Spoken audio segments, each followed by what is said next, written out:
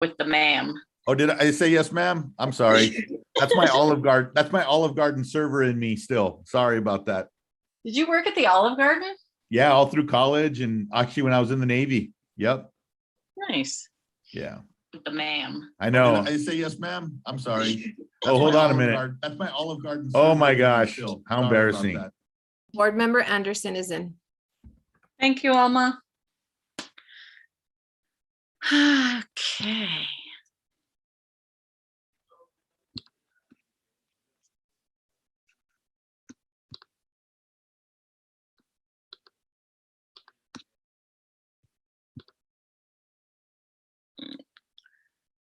All right, Board Member Anderson, you hearing all right? You ready to go? All right. Ready. We'll go ahead and call this meeting to order and begin as ever. This is the October 21st Santa Fe Public Schools Board of Education meeting, regular meeting at 5:30. And we have all members in attendance with the exception of Secretary Sarah Bose, who is excused. We will start with the Pledge of Allegiance and salute to the New Mexico flag in English and in Spanish, as well as the acknowledgement of tribal land. Does anybody feel inspired to lead in English or Spanish tonight? If you want, I don't mind. Sure, please, Vanessa, that would be wonderful. I pledge allegiance to the flag of the United States of America and to the republic for which it stands, one nation under God, indivisible, with liberty and justice for all. Juro fidelidad a la bandera de los Estados de los Estados Unidos de América y la república que representa una nación bajo de Dios, indivisible, con libertad y justicia para todos. I salute the flag of the state of New Mexico, the Zia symbol of perfect friendship among united cultures. Saludo a la bandera del Estado de Nuevo México, el símbolo Zia de amistad perfecta entre culturas unidas. Thank you, Deputy Superintendent. Do you want to continue with the acknowledgement of tribal land? Sure. We acknowledge the original people of the land, the Tesuque Pueblo people, and other tribal nations, and ask them to walk with us today as we share and learn together. Thank you very much. Moving along, we are on the approval of the agenda. Superintendent, are there any changes needed? President Noble, no changes needed this evening. Okay, is there a motion? I move approval of the agenda. Thank you, Dr. Gonzalez. Second, Madam President. Thank you, Vice President Garcia. We'll go ahead and do a roll call vote. Vice President Garcia, Yes. Dr. Gonzalez, Yes. Board Member Anderson, Yes. and the President also votes yes. On to Roman numeral 2, introduction of interpreter. Superintendent. Deputy Superintendent Romero, please.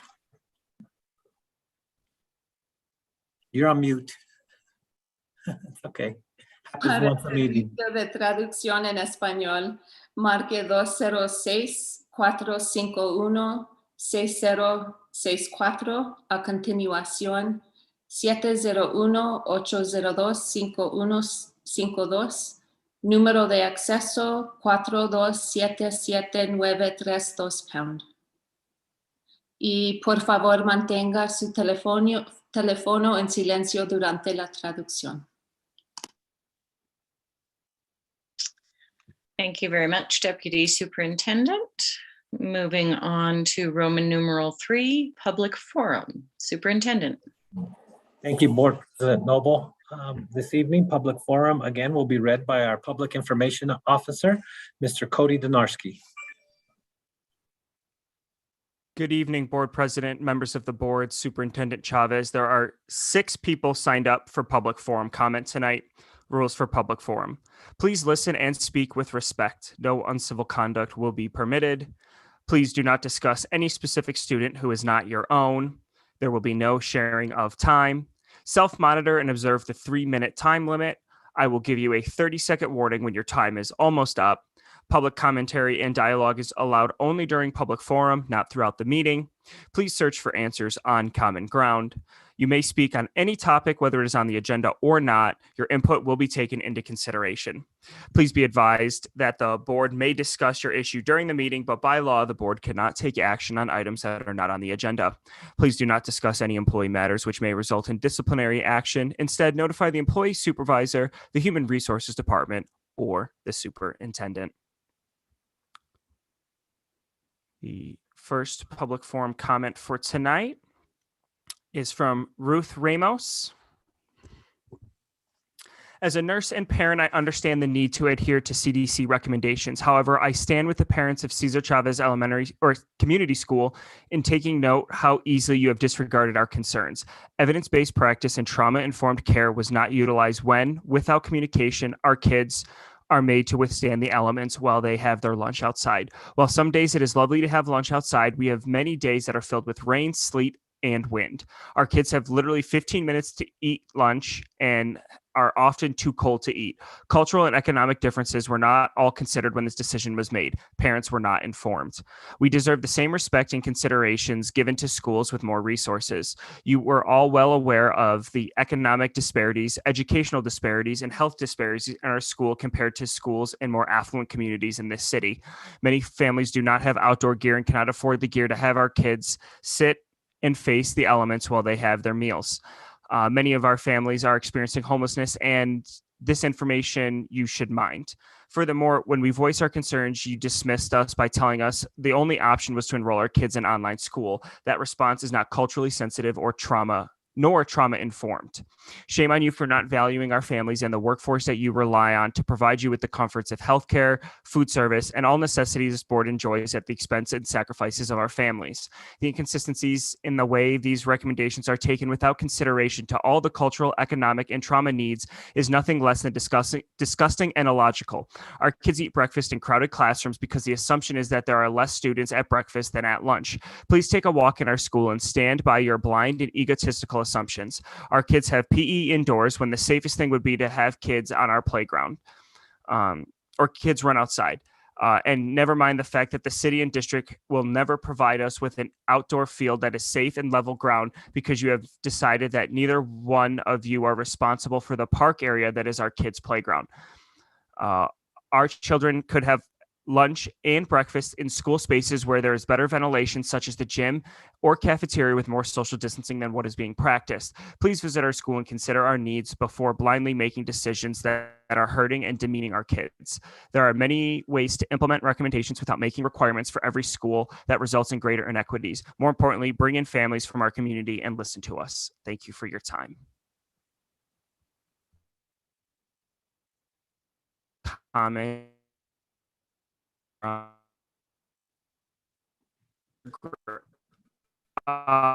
Grandparent volunteer at Elementary. There are parents of school that feel intimidated to address this body as they do not speak English or have needs and need access to internet or technology resources. So I speak for them today. Two main concerns. One, eating outside in the fall winter months makes no sense since the children have been eating indoors since August. Our school has not had a high infection rate. The location of the tent for outdoor eating is relatively compact space, even if it's outdoors. The children are closer together out there than inside. They are very close.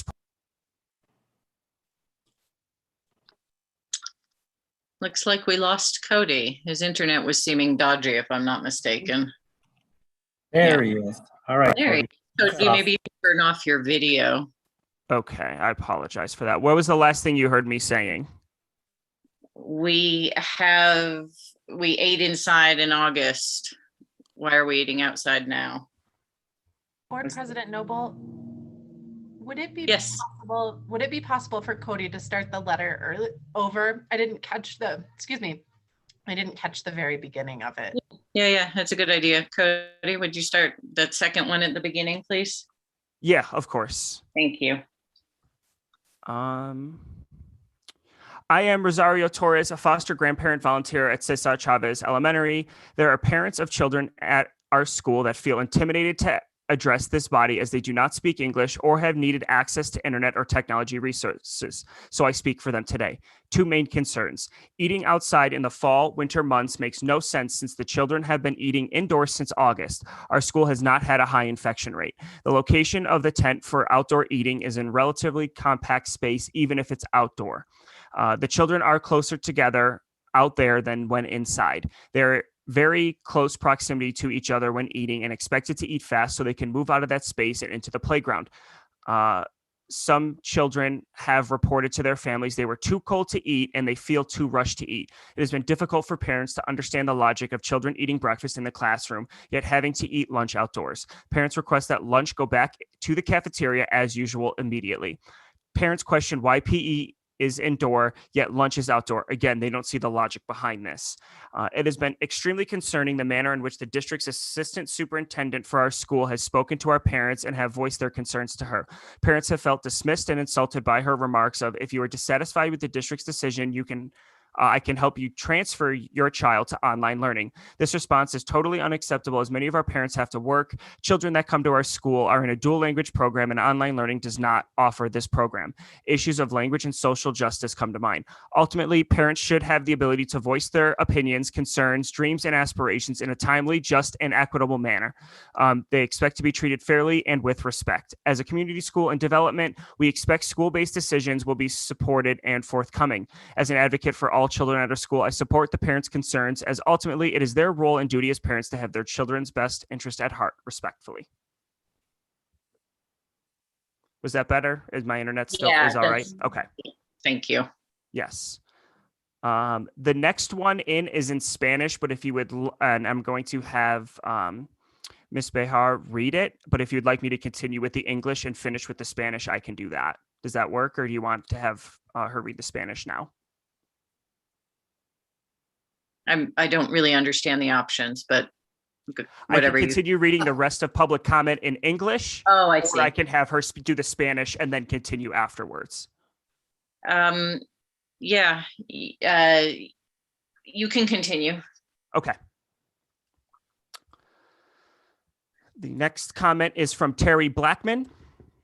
Dear esteemed board members, although the news is full of shortages of substitute teachers and volunteers, I respectfully submit that instead there is a systems issue happening at the district level that leaves applicants hanging for months trying to get their applications addressed and processed. I retired in June and applied to both volunteer and sub in August.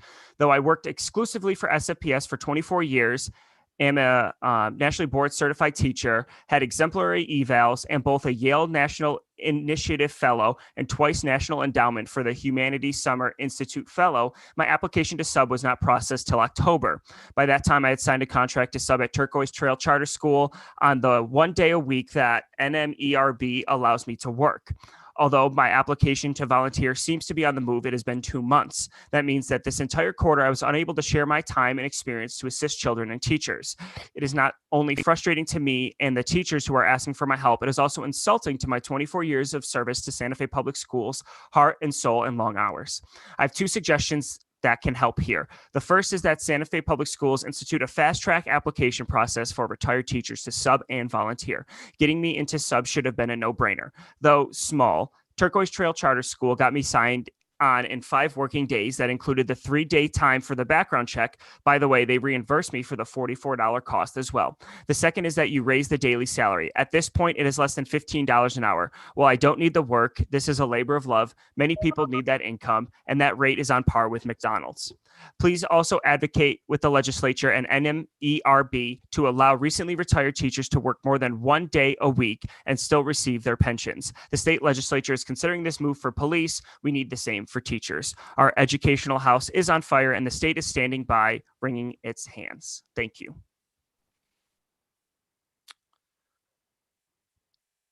Next comment is from Rosamarielli Perez.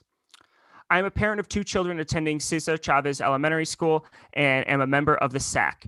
I spoke on the phone with Kathy Casals on October 12, 2021, after I had called the school regarding all the children at the school having lunch outside, mine included.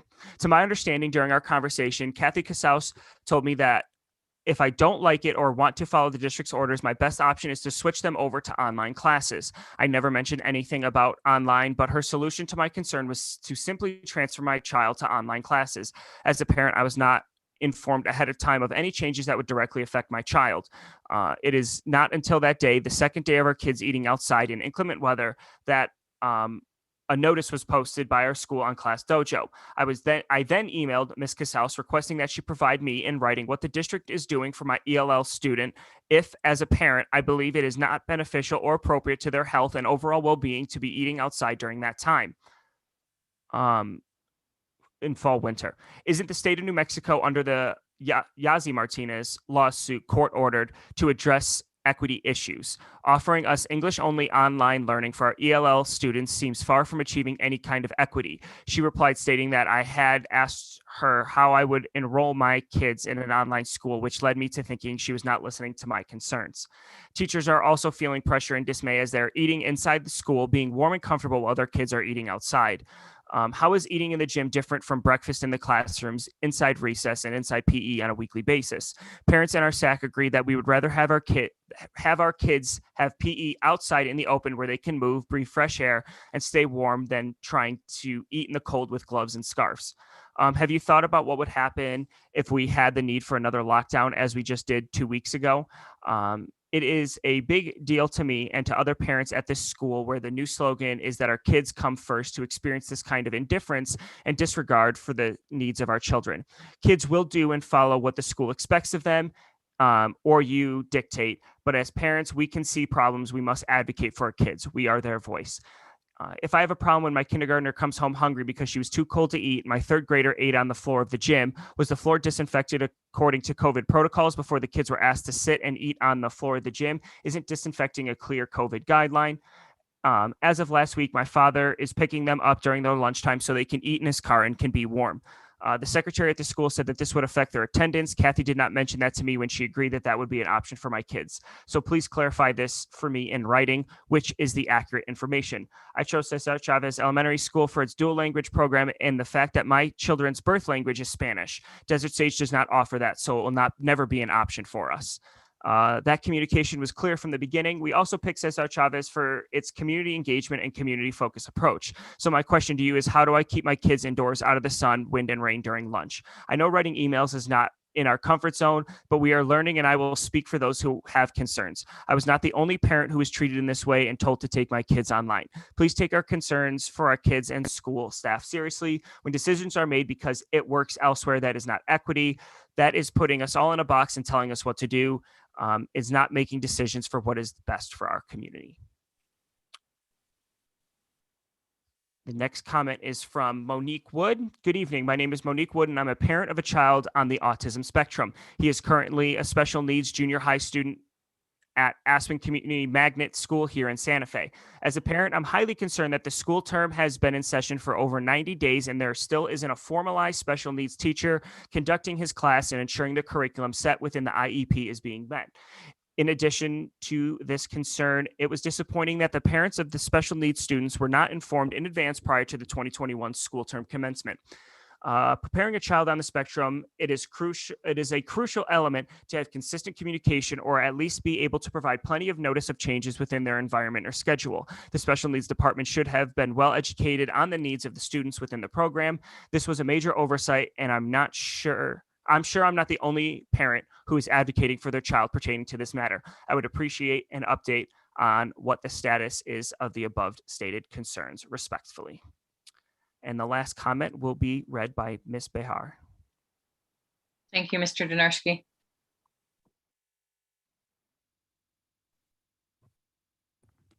This is from Silvia Garcia.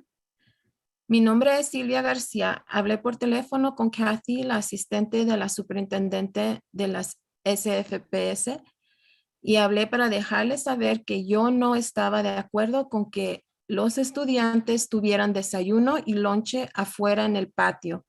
Ella me dijo que estaba al pendiente del clima para saber qué hacía con los niños y yo le dije que por qué estaba comiendo afuera si el clima estaba muy feo. Estaba muy baja de temperatura afuera con vientos y algo de lluvia, pero no. Ella dijo, déjame checar el clima y me dijo que no podía mojarse, que esa mañana les había llevado más lonas para protegerlos del sol y la lluvia. Esta llamada yo le hice el 12 de octubre del 2021. También me dijo que este cambio de los estudiantes para comer afuera era a nivel nacional. No es nada más que aquí en Nuevo México. Y pues yo sí le dije que no había escuchado nada de que fue a ese nivel. También ella me dijo que en la escuela donde ella estaba haciendo lo mismo de tener el desayuno y el lonche afuera. Incluso me dijo que si yo quería podía registrar a mi hija en la escuela en línea y que me comunicara con ella para que me diera la información y hacer los trámites. También yo le dije que por qué no había hecho una encuesta con los padres de familia para saber si estamos de acuerdo y dijo que se le había venido el tiempo muy rápido. Yo no estoy de acuerdo con esta medida. Los estudiantes van a enfermarse muy seguido y apenas los van a escuchar toser y van a hablar a los padres de familia para ir por el estudiante para que les haga el COVID test.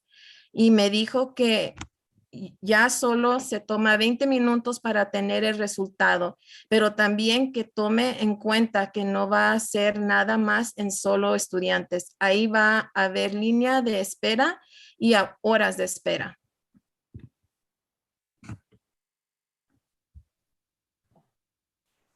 Thank you, Alma. Thank you very much, Ms. Bahar. And if we could, I don't know, yes, we are done because we did the Spanish one last. If we could get those sent to us, and I don't know if anyone has time to do a quick translation of the Spanish one, I think it'd be good for the board members. I think I got most of it, but Yeah, yeah, I can go ahead and do that. that would be wonderful. Thank you.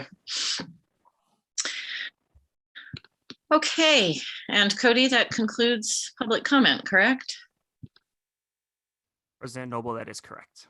Thank you. We will move on to the union update, and there, I'm pretty sure won't be one tonight, as this is the meeting that's conflicting with the NEA's meeting. And I did get a text from President Grace Mayer earlier that she would not be able to attend tonight.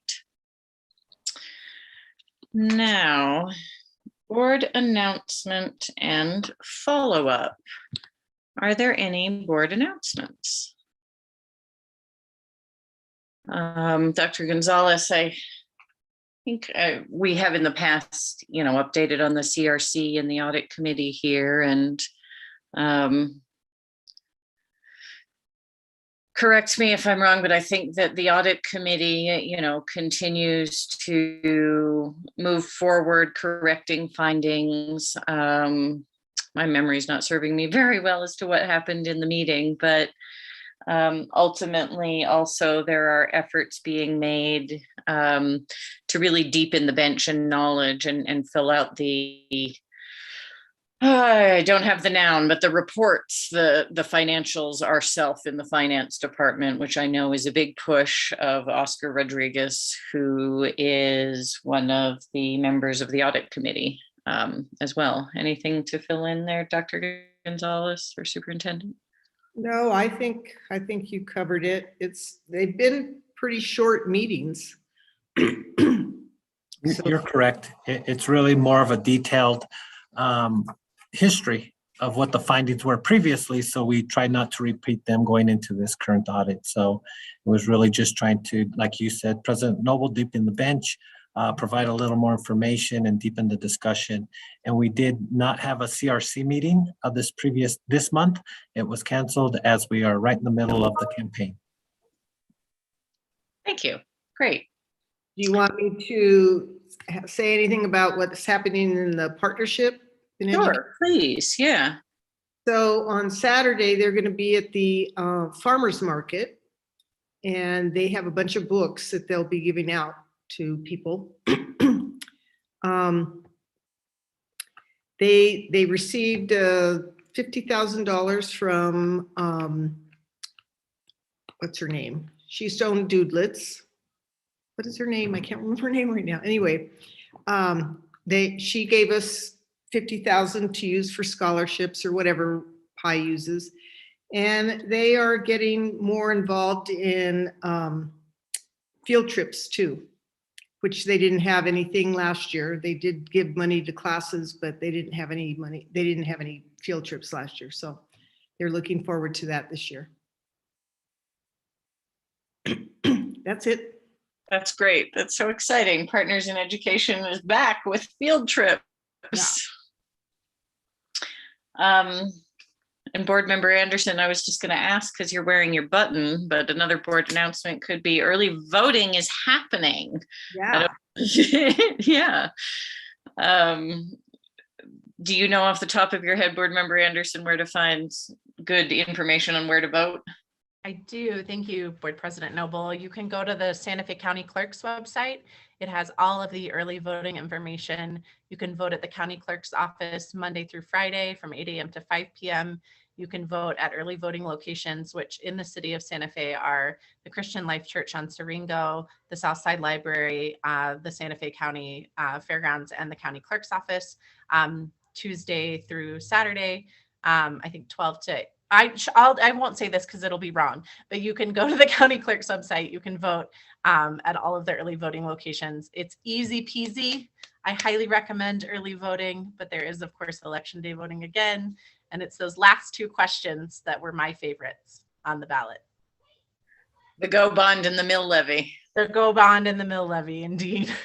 So they are last on the ballot too. They are last. Yes, they are the last two. At least on my ballot, they were the last two questions. Okay, good. So yes, go vote, and you can vote at any of the early voting locations, right? I don't have to go to the one closest to me.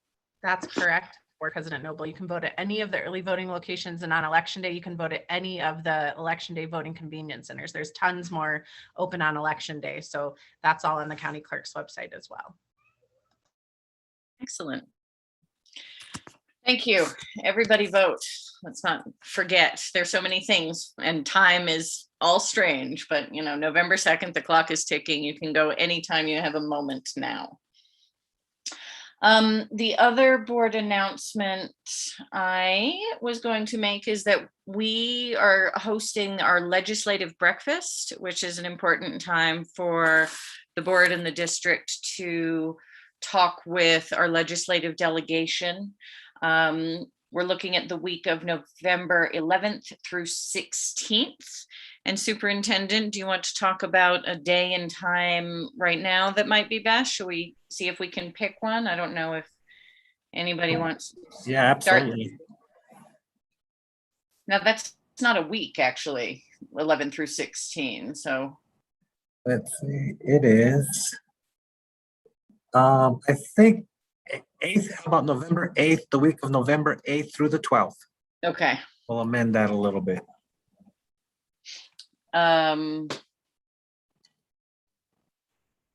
You know, I like Tuesday and Thursday breakfasts just because they're not Monday, Friday, or Wednesday, but would suggest at least it be Tuesday, Wednesday, Thursday. I don't know. Okay. We've often done a Thursday in the past. I can't do the 18th, but I can do the 11th. Oh, the 11th is Veterans Day. Maybe we should not do that. Okay. Any thoughts? What about Tuesday the 9th? Madam President, I'm okay with early breakfast. I get up early in the morning all the time, so I'm okay with the early breakfast. Whatever date is good for the rest of the board. Thank you. Madam President, Tuesday, the 9th works. It's fine. I'd prefer not a Monday. Second. Board President Noble, that Tuesday works for me as well.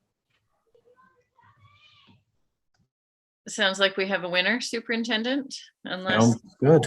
Yep. So we will set it up. We'll reach out, make sure it's on everyone's calendar. We'll get the time out to you guys and a location. A location that's convenient to everyone. So as long as we pick the date, we will start working on the rest. okay. In the past, as I'm sure plenty of people will tell you, we've often just done it in the boardroom. Yeah, I don't know if there's enough room if distancing, but it feels like we've always been pretty close to distanced in the room anyway. We'll make sure to count 6 feet from one another. Yes. Vice President Garcia. Thank you, Madam President. Just a couple of updates.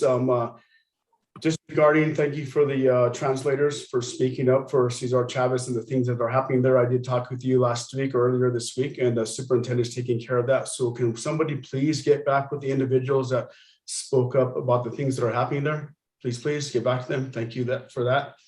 Also, let's see, in regards to the state legislature and what's happening with all that stuff is, we're going through redistricting and we're actually having different boundaries done, so on and so forth. But the breakfast will actually be awesome. It'll be great because we have a very good delegation at the state legislature for that. So whatever date the superintendent wants to bring that forward, I'll do it early in the morning, not Monday, like Mrs. Dr. I think we're set on Tuesday. Okay, that's fine. And then please get back to somebody, all those people at Cesar Chavez, please. And that's all I have for any updates for now. Thank you, Madam President. Thank you. Any other board updates? All right, moving along. Superintendent announcements and follow-up. Board President and members of the board. It is my pleasure. I thought I had seen her on. Let's get her to turn her camera on first. Julieta Salazar. There she. Let's see, Julieta Salazar. There she is. All right, her camera is on. If you want to wave to everybody.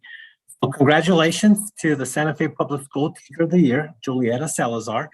I'm excited to introduce you to Santa Fe Public School to the 2022 Teacher of the Year. Miss Julieta Salazar, an English language arts and avid elective teacher at Santa Fe High.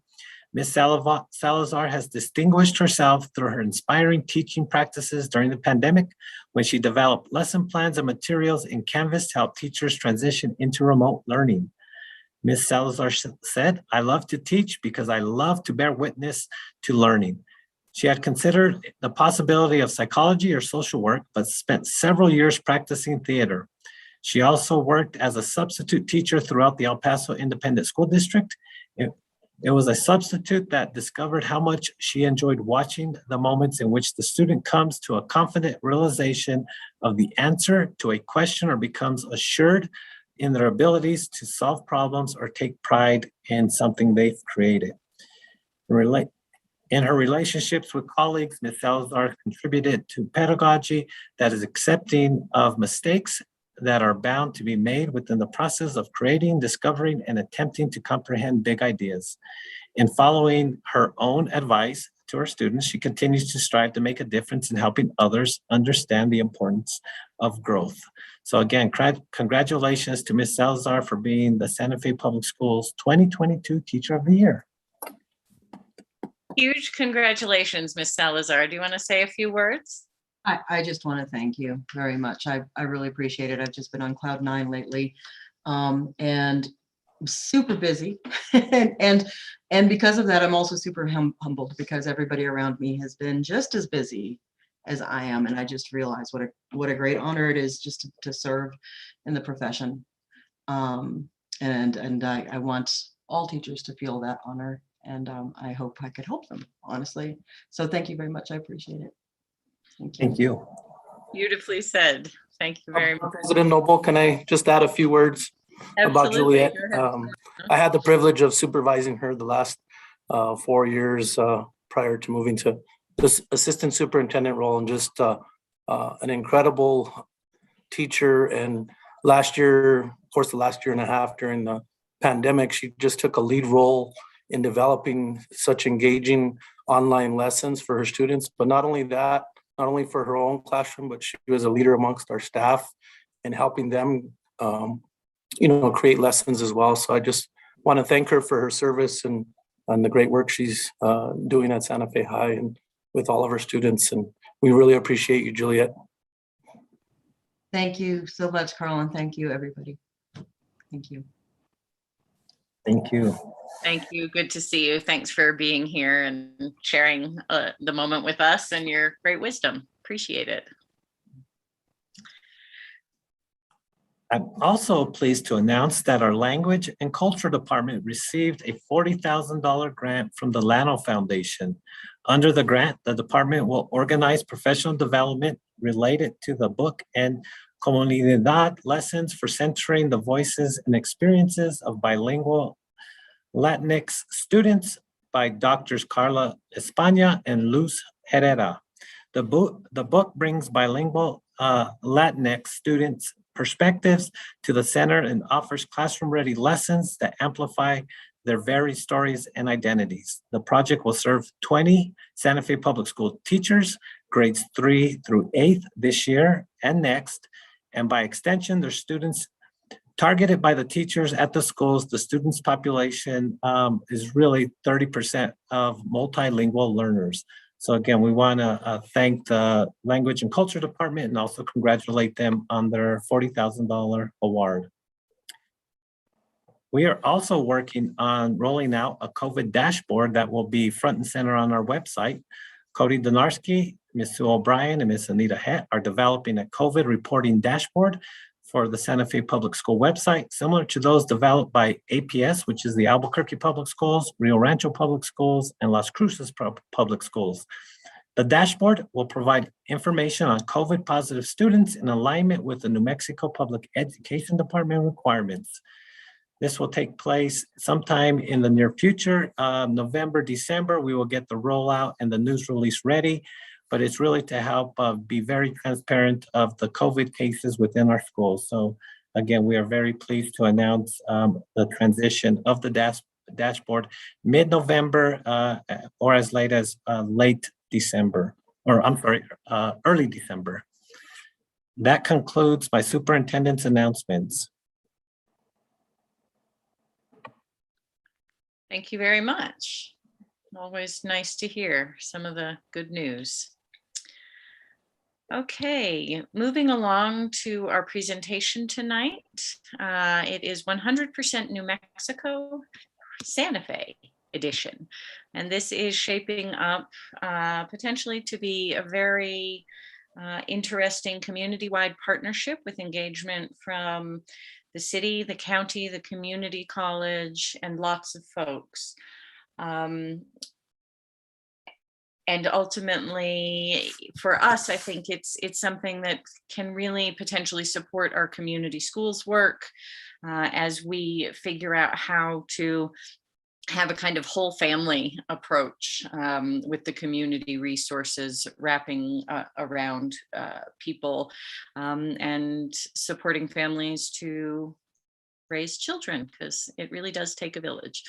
Anyway, I'm very pleased to announce the wonderful Dr. Catherine Courtney to do the presentation. I've had the privilege of working with her, and she is incredibly smart and incredibly committed to this community and to New Mexico, and a real asset for us.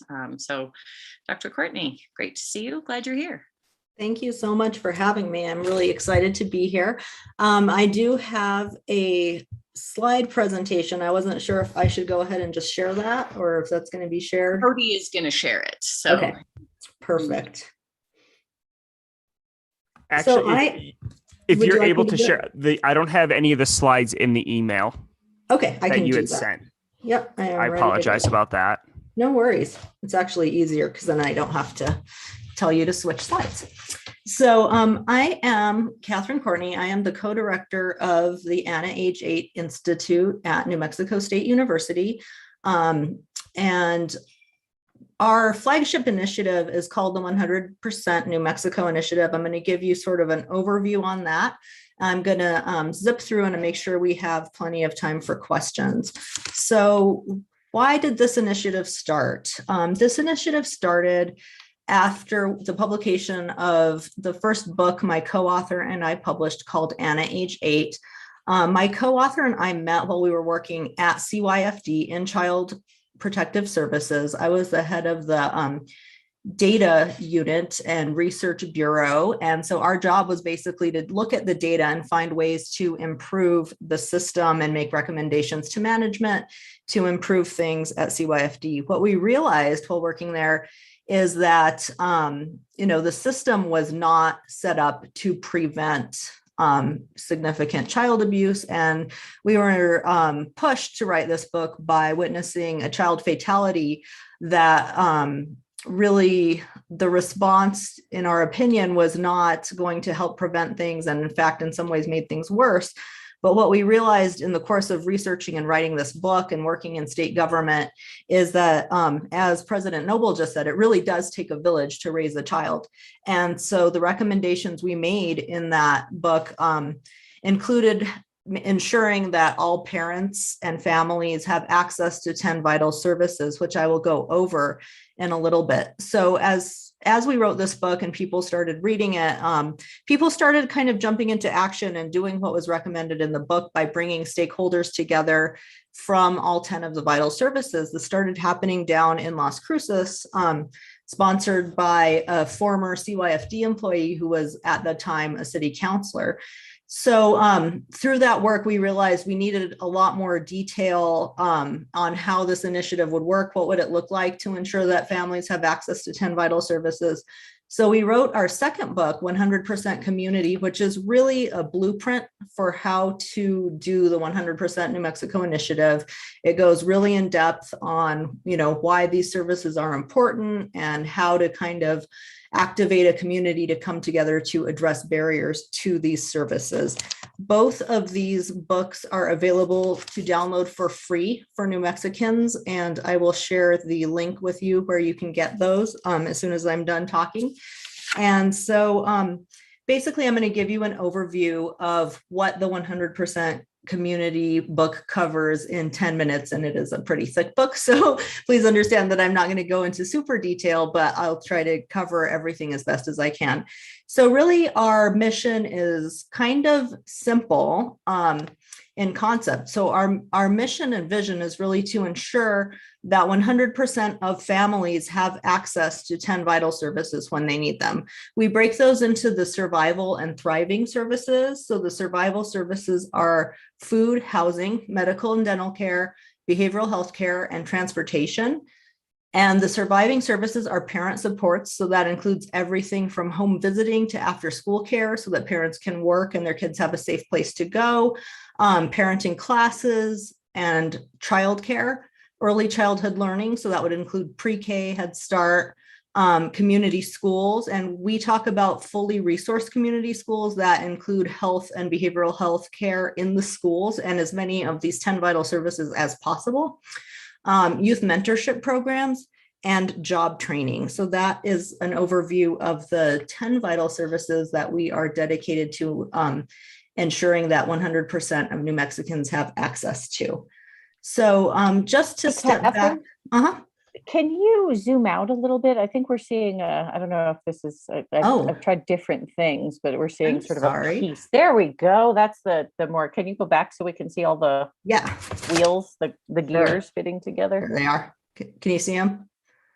Yeah, and actually it needs to shift to the side somehow. It's very strange visuals. Yeah, I don't know what's happening. Okay. But that's better, I think. Okay, thank you. Maybe it wasn't better for me to share the slides myself. Yeah, I don't know. It looks normal on my screen. Let me know. Our slides are mostly just pictures of people and kids and happy little families. So you're not going to miss too much if you can't see them fully, but let me know if something's cut off. So those are the 10 vital services. Actually, this next one I really want you to see. So this is just an overview of why we are doing this work. So we started like I said, in child welfare, but we realized the scope of childhood trauma is so much bigger than just the kids that end up in the child welfare system. So these are the adverse childhood experiences, which hopefully you've all heard of by now. Basically, there was a study done in the 90s that showed that people who experienced these 10 things, so that includes everything from physical abuse, emotional abuse, to living in households with domestic violence and parents with mental health issues. If you grow up in a home with these things happening in them, you are basically more likely to struggle as an adult with many things. And that's what the next slide shows. So that includes everything from your own struggles with trauma and mental illness, as well as lack of school readiness, poor school achievement, and as an adult, lack of job readiness and unemployment, as well as, crime and struggles with law enforcement and pretty much every negative outcome that we try to address in New Mexico, including substance abuse, can be traced back to adverse childhood experiences. So our kids in New Mexico kind of get a double whammy because we're among the states that are highest for adverse childhood experiences, but we also struggle with social adversity. And so that includes things like barriers to the 10 vital services, as well as historical trauma, racism, discrimination, under-resourced communities. And we always talk about, a kid can grow up in a home that is loving and safe and wonderful, but if they're growing up in a community that's under-resourced and struggling, and most of the kids in their class have ACEs, that kid is also going to struggle and be impacted by the adverse childhood experiences that their classmates are dealing with as well. So it really, truly does impact every single kid in this state. So our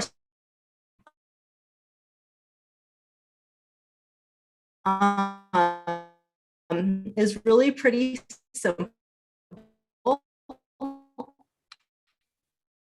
At the end of the day, so we focus on the 10 services, which vital determinants of health, which, as we know, lead to all outcomes and disparities. I just got a flag that says internet's unstable. Can you hear me okay? Yeah, maybe you should turn off your video too. It worked very well for Cody. Thanks. Keep going, please. Yeah, I just did. So we are based in the social determinants of health as well as other academic frameworks like the social model and collective impact. This is our framework for change. It looks very complicated, but really what it is our model kind of broken down. So we start with the countywide assessment, which I will be talking about more, which includes a survey assessing the barriers to the 10 vital services. We then help communities form 10 action teams, one focused on each of the vital services, so that they can then go to part D, where they're going to be doing a process of continuous quality improvement, which includes assessing the barriers, planning solutions, implementing those solutions, and evaluating whether or not those solutions are addressing the barriers, which all of this will hopefully lead to, at the end of the after working on this for a while, greater access to the 10 vital services, but ultimately reduced trauma and ACEs and better outcomes for our communities and kids.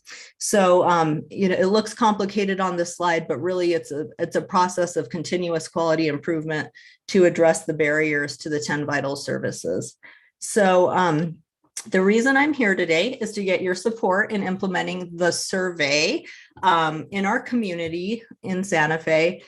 And this is just an example that we did in Socorro County. So they basically went out into the community, every part of Socorro County, and asked parents and families about their access to the vital services. And you can find these reports, including one that we did for Santa Fe Community College, on our website, which I will also share. So the survey is pretty simple. It really just asks, have you ever needed, for example, medical care? If you did need it, were you able to access it?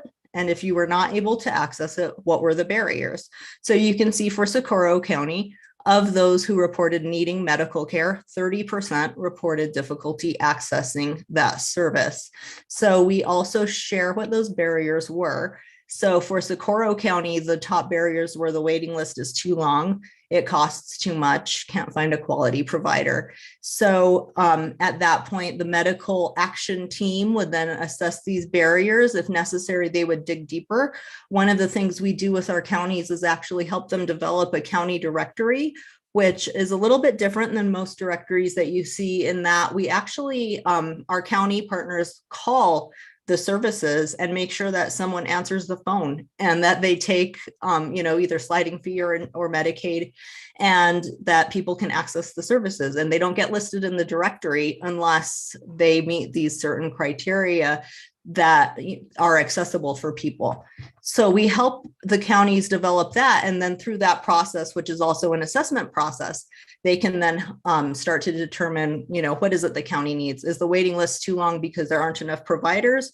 Or is everyone in the community trying to go to one provider and they don't know about these other providers? So we really try to dig deep into what the actual barriers are. So again, this is just a closer look at what those barriers were. And like I said, we basically just follow the continuous quality improvement framework. So the survey is the assessment process. The part I just described where they're digging into what are the barriers is the planning process. And then putting those plans into action and always evaluating progress. So we talk about, getting back to normal, and we argue that normal is not what we want to get back to. Going back to normal didn't work for a lot of our kids and families. A lot of our families were struggling before the pandemic. We're at a crossroads right now where we can work on designing a new normal. I think there's momentum there. I think people are ready for change. I think parents have realized through the course of the pandemic that they kind of deserve access to these services, and realized how hard it is to access some of them during the pandemic. So this is an overview of the partners and how it looks. As President Noble mentioned, this would be a partnership with the city as well as the county, the school board, local health councils, state lawmakers, emergency management, and us at the NIH Institute at NMSU. So I will end before we move to questions with a question for you, and that is, how can the 100% New Mexico model impact education? Thank you so much for your time. Thank you very much, Dr. Courtney. Questions from the board?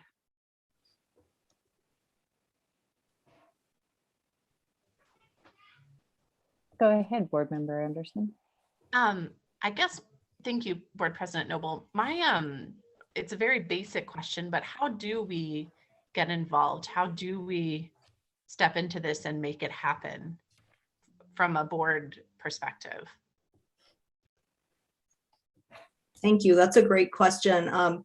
One easy thing that we could do is agree to send the survey out to parents through the schools. That we have found in the other counties that we've worked with is a really great way to get a lot of survey responses collected. So that's one way. Another way is to, help us form the action teams. We don't have any in Santa Fe yet. So we're hoping that once we get the survey going and the survey report out, that people will want to address these issues and those teams will start forming. But I think some obvious areas where the school could be involved is like the community schools, action teams, and parent supports and things like that. Thank you so much. I'm just thinking of hearing our public comment tonight and thinking about the ways in which we can engage with all families across the district. So I really appreciate your work. Dr. Gonzalez. Thank you, President Noble and Dr. Courtney. That was very interesting. I'm just curious as to how long it took Socorro to get to, from your survey to assess to planning and on and on and on. It took a while, to be honest. So they started collecting their surveys in the fall of 2019. So before the pandemic, that kind of obviously disrupted things a little bit. So we got the report out, right when the pandemic was kind of starting. It took a while for them to kind of get their momentum back and start forming the action teams. They're actually thinking about redoing their survey to see how things might have changed in the last couple of years. But it goes at different rates in different counties, and we really support that. This is a locally driven initiative, and it's really important that it meets the needs of the communities and that the communities drive the speed at which we go, as well as the initiatives and the priorities that we undertake. So, in San Miguel County, they formed their action teams pretty quick, and then they did a book club of 100% community, and then the pandemic hit. And so they kind of jumped into action before they did their survey. So they just completed their survey actually, but they've been kind of going for about 2 years. Doña Ana County formed the action teams and then started the survey process and are now, it takes a while to move from assessment to action, to be completely honest with you. And so, going from that process, we've learned a lot, and I think we can better support our counties in that process now than we were able to before. But it's really up to the county, how fast or how slow things move. Okay, thank you. Superintendent.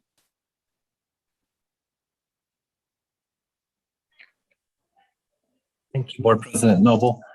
Thank you, Dr. Courtney. Very informative. A couple questions. What's the age range that you guys look to really survey, one? And then two, is it both in English and in Spanish? Because we do have that practice here within the school district. Whenever we send out something through the press or notification, we provide it both in English and Spanish. So you cut out when you were asking your first question, but to answer your second question, yes, it is both in English and Spanish, and we offer it both electronically and on paper.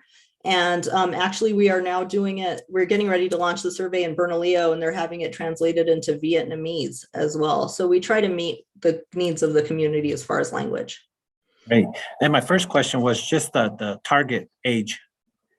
Oh, so we try to kind of target parents or people who are raising children or who have children in their household, but we do open it up to the whole community. In some of our counties, like Catron County, they have a much older population, so we kind of targeted that group of people.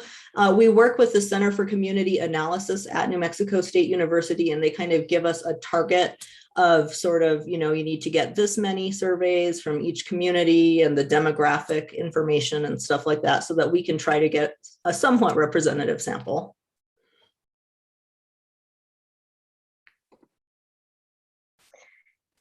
And so, really the question for us, I think, is, for the Santa Fe Public Schools, if we are willing and able to step down this path, and it sounds like mostly it's distributing the survey, because you would manage all the analysis, the target numbers according to representative or supposedly, what do they call it, oversampling thing that you do for demographics. And I was able to be on a call with Dr. Courtney and some folks from the city and the county who are engaged. So I think the hope is that this could be really a community-wide effort to get a good response rate to a survey like this. But for the Santa Fe Public Schools, we could get a unique sort of report on our population, correct?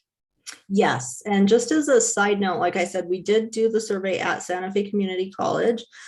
We also partnered with EarthCare, and they collected about 250 surveys from the people that they work with in their Poder initiative and their network.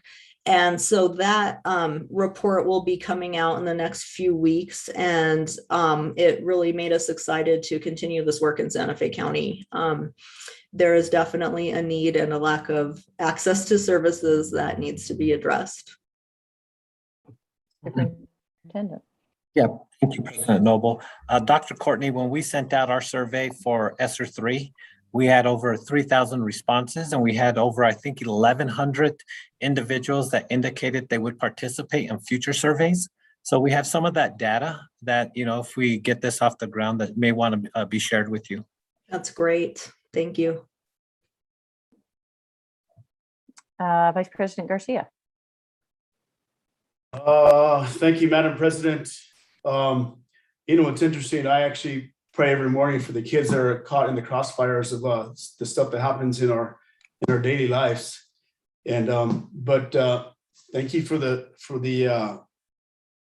presentation that you did, and I really appreciate that. One of the things that I need for you to let me know is how can Santa Fe County help you out? Please let me know, because thank you. And we'll talk a little bit later after the meeting, but please let me know how the county can help you out, because we're willing to help out this community. I am. And so whatever help we can talk about, we can talk about a little bit later. Another thing is in regards to the state legislature this year, since you all are familiar with CYFD and how CYFD is working, and what we're doing, as Dr. Gonzalez knows, she works for the state legislature as well. And I've done that for many years. However, how can we work with, what do you need from us, the community, to help you out, to talk to CYFD and get things done? How can we help that out? Is a question I have for you a little bit later, but you don't answer it right now, because you did a great presentation, and I just want to know how come. Let's make this community better, because we all live in this community, city or county, whatever you want to call it. So whatever we can do, please talk to me or the president or any board members as to how we can help you out, get the word out to CYFD for the kids that are less fortunate. Thank you so much. I will be reaching out to you. Thank you. Thank you, Madam President.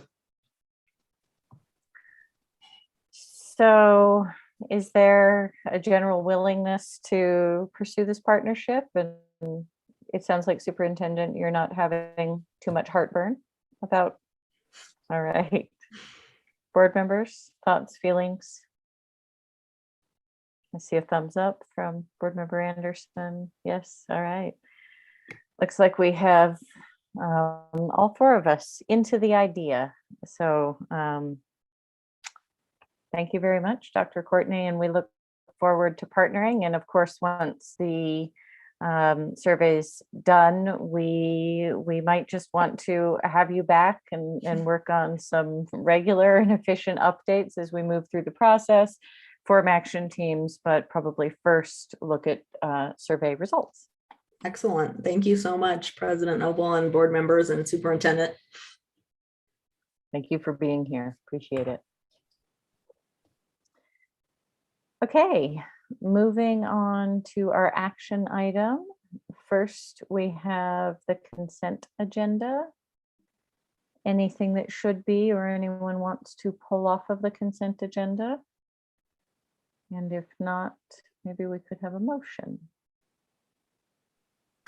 Madam President, I would like to pull off item 8B, per capita parents transporting special education students. What is that about?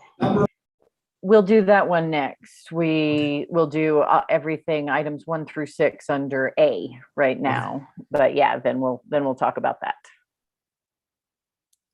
I move approval of the consent agenda. Thank you, Dr. Gonzalez. Thank you, Board Member Anderson. Any further discussion? Okay, I think Board Member Anderson beat you to it, Vice President Garcia. But we'll do a roll call vote, and you can go first. Roll on the motion to approve the consent agenda. Vice President Garcia. Yes, thank you. Dr. Gonzalez. Yes. Board Member Anderson.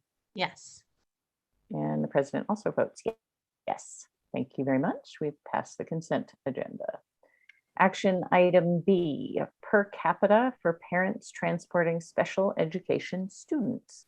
Superintendent. Thank you, Board President Noble.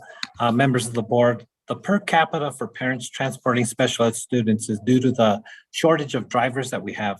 As you know, we have staffing crisis, as we'll be discussing a little later, but this also affects our transportation drivers. In cases where special ed transportation can't be offered, we can offer a stipend to families to transport their children to and from school. So again, it is something that we're using transportation, the operational account of $13,000. The cost implication is almost $3,000. It's $2,880. And again, this is for families that we cannot provide transportation to and from school due to the staffing crisis in transportation.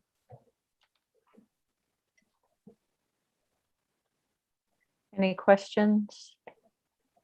Vice President Garcia?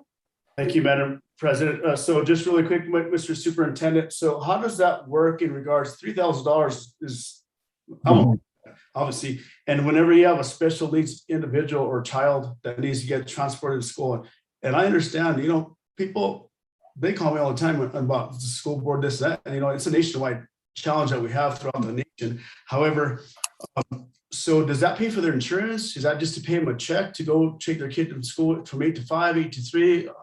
What's the $3,000 for? And why is it not more? Yeah, and I can let the Executive Director of Operations kind of give you some more details.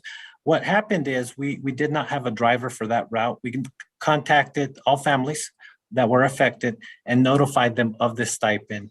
And so they're well aware of what the stipend's worth and what it covers, but I'll let Mr. Gabe Romero go into the details of that.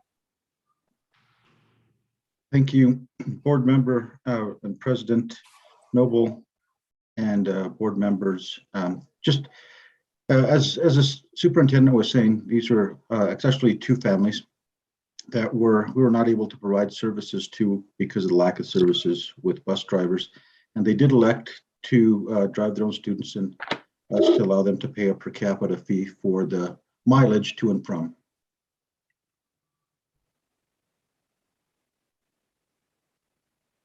Superintendent, you're muted if you're. I knew it was going to happen. Mr. Romero, I just wanted to make sure it's clear. Is it a set fee? Superintendent Chavez, it's based on mileage.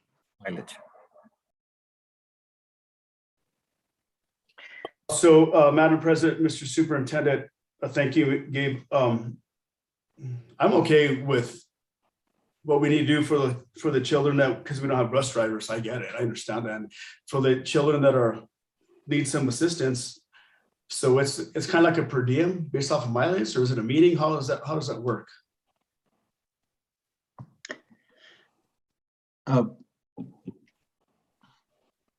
Yes, board members and board president, yes, that is how it works. It's based on mileage. It's a per diem cost, so it's based on mileage, how far to and from. And there's an application that goes along with this, but it has personal information, so we couldn't make that public. But there's an extensive application process that they fill out to qualify for this per capita. And Vice President Garcia, and when we hire a driver, then we'll revert back to providing transportation. So we have those positions and vacancies on our website. And so we would revert back to providing transportation through the district when we can hire a driver. Thank you, Madam President. Thank you, Mr. Superintendent. I just want to make sure that the kids that are less fortunate, let's just put it that way, that they have a way to get to school and back. So whatever we need to do to help those kids in the community, I'm all for it. But thank you, Mr. Superintendent. Thank you, Madam President. Board Member Anderson. Thank you so much, Board President Noble. Is this are we reimbursing them just mileage just according to the standard IRS, the like 56 cents a mile rate, or do we have a different rate in the district? Board Member Anderson, President and other board members, I believe it's based off of what the state sets as a per diem rate for that. I don't have that in front of me. I apologize.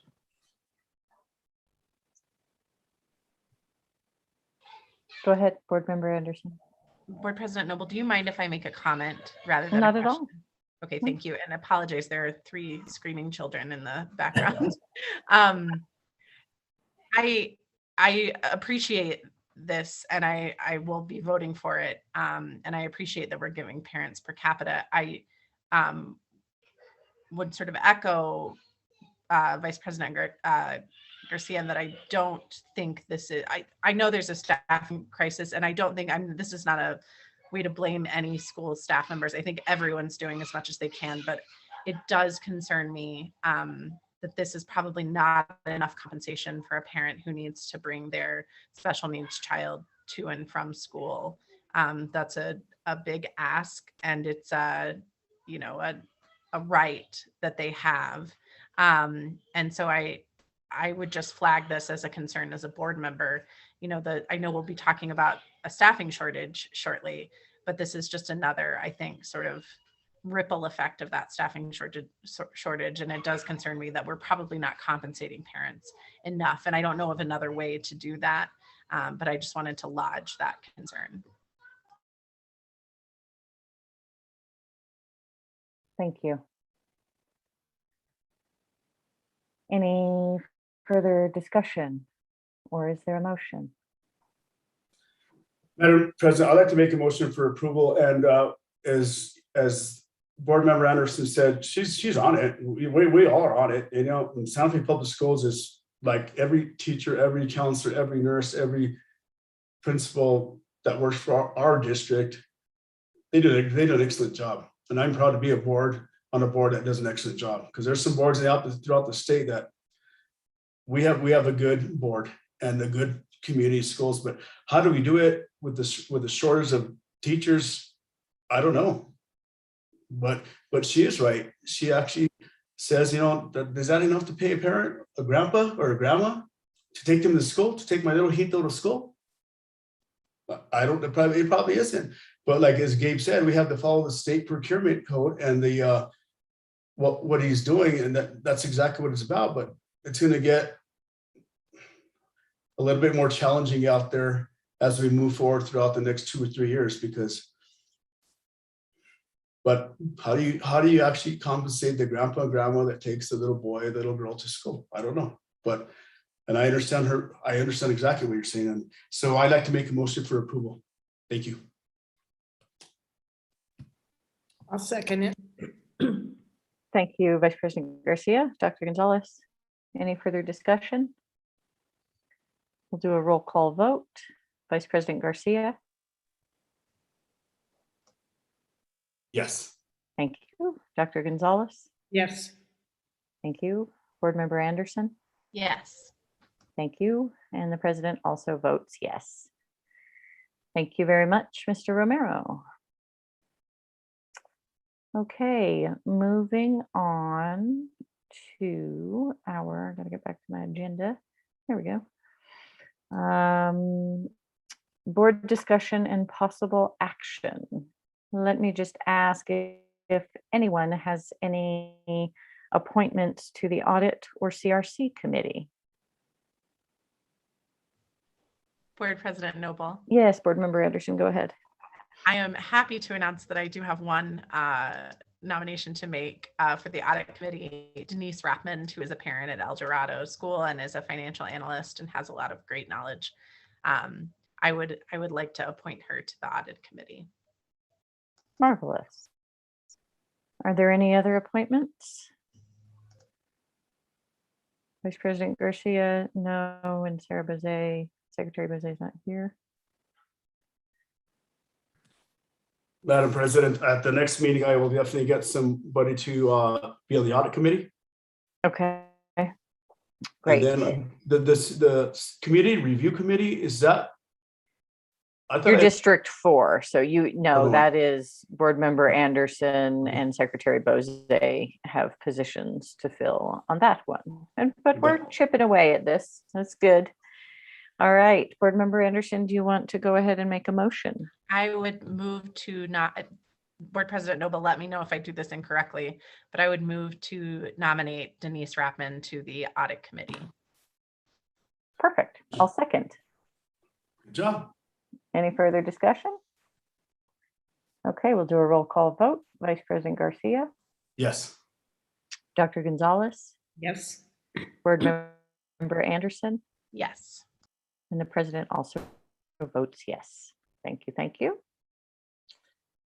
Okay, moving on to our staffing crisis resolution. And I hope that you all have had a chance to look at this. Just to say right off the bat that I would prefer we not vote on this tonight. I did just want to have a chance to discuss it with the board and would like to bring it back for a vote in 2 weeks at our next regular board meeting. But I also want to, first of all, thank whomever at the district did the drafting. It's lovely. It's got a lot of good stuff in here. I really appreciate the whereases and the way they flow. One of the things I'm hoping to request in the interim is that we include some of the details from the NEA survey, which had a lot of good information, and that was in our packet. I think it was the last board meeting.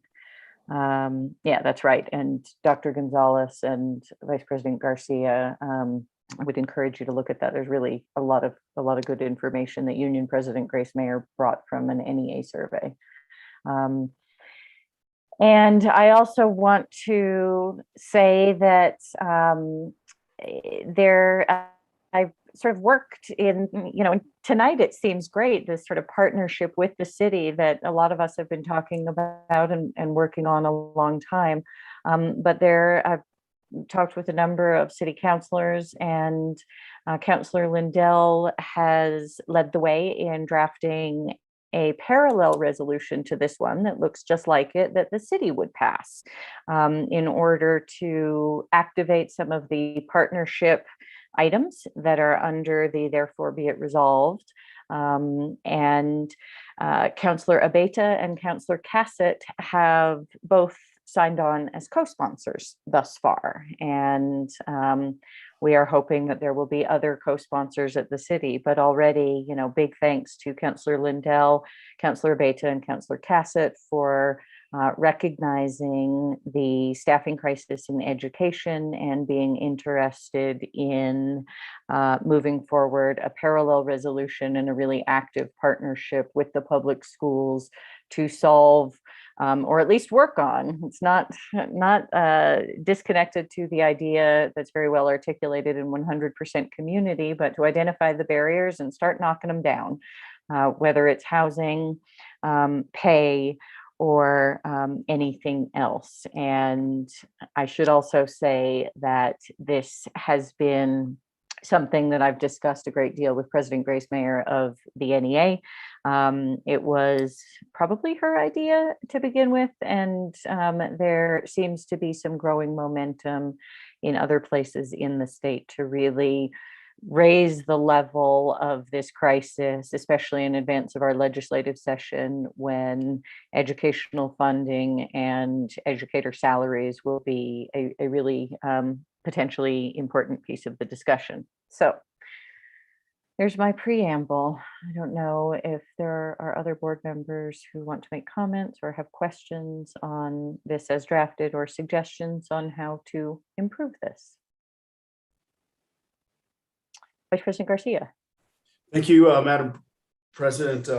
I think this is good that we're actually bringing this forward. Thank you for bringing this forward and talking with some of our city councilors. And we definitely will bring this forward to the county commission as well, because this is great communication throughout this community. Because as we all deal with sometimes I wake up at 4 o'clock in the morning and I watch the Congress not balancing that budget, and it bothers me because it trickles down to local government, to school boards and everything else.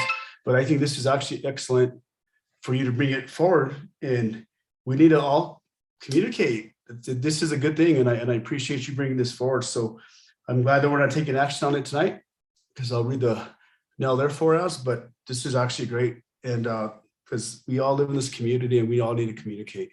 And I appreciate you bringing it forward, and I will definitely bring it in front of the county commission. But thank you, Madam President.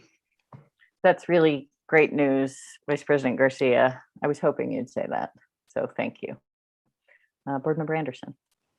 Thank you, Board President Noble. I just first want to say I just love this. I think it's fantastic. I love all the whereas clauses, and I really appreciate the action items on here.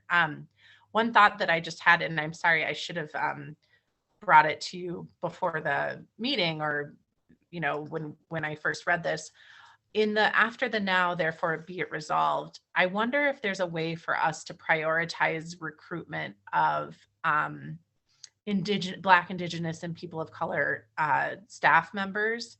I just had some conversations with Native American Student Services about some of their fantastic programs, but the real need and I also spoke with the superintendent about the real need to recruit and develop a pipeline of Indigenous teachers, because it's so important for our Indigenous students to have culturally responsive education and to see themselves reflected in their counselors and their nurses and their teachers as well. So I wonder if that's maybe something you and I could talk about. It may just be, I see it in the whereas clauses, so it may just be implicit there, but I wonder if there's a way for us to talk about possibly prioritizing that within the resolve statements. Apologies, I can't remember the correct wording. I'll call them action items. Yeah, therefore be it resolved. Yeah, that's great. Thank you. And maybe, even if just you'd think about language and send it to the superintendent, which is what I'd say, for any and all board members, and he can help us so we don't break any Open Meetings Act things. Sure. He can help us broker any suggestions and upgrades. But that's the other reason I really wanted to bring something tonight to start the conversation, and I know that we can improve it. And I think that's a great one to make it explicit, not just implicit in the, yeah, thank you.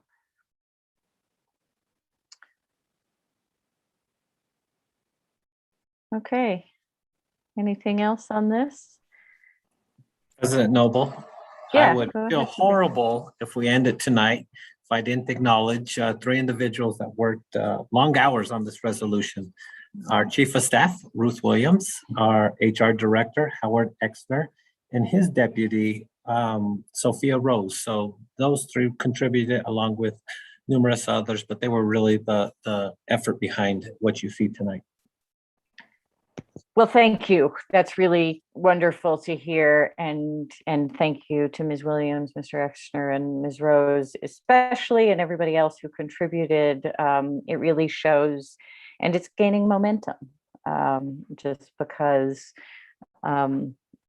yeah, I've partly because of the same Open Meetings Act rules, I've been the one communicating with city councilors rather than Councilor Lindell. And it was all a bit late in advance of the meeting tonight, but obviously two other councilors were very happy to sign on, and I would say enthusiastic. Both Councilor Beta and Councilor Cassett were very grateful for the opportunity to call out this important issue and really lay the groundwork for us to work together more actively around attracting and retaining our talent and our educators in the public schools. And thank you, Superintendent, for all of your support on this. Really appreciate it. Okay, moving on. Anything else on board discussion and possible action? Actually, one thing, Superintendent, I don't think we need to look at the resolution. We're not going to vote tonight. Oh, there we go. We're going to advance planning.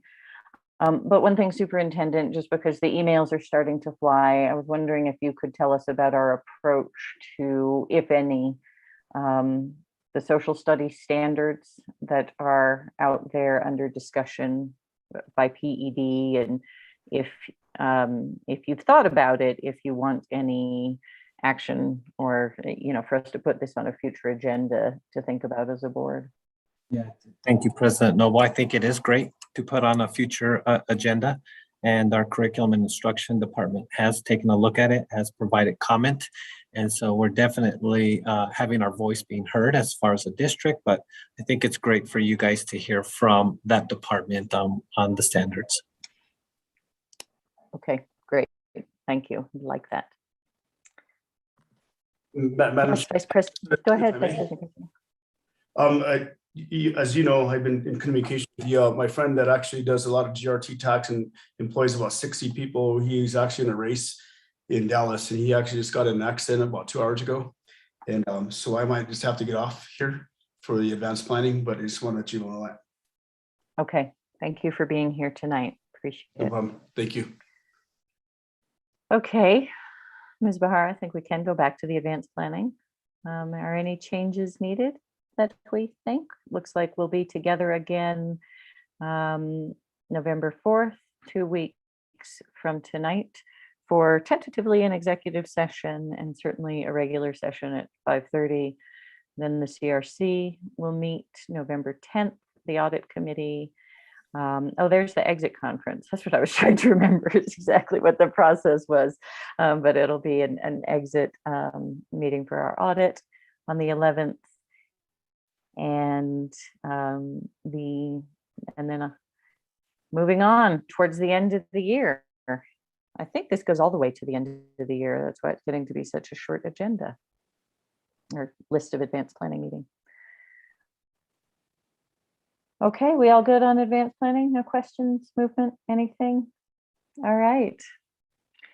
Well, if there's nothing further, going once and going twice, we are adjourned. Thank you all very much.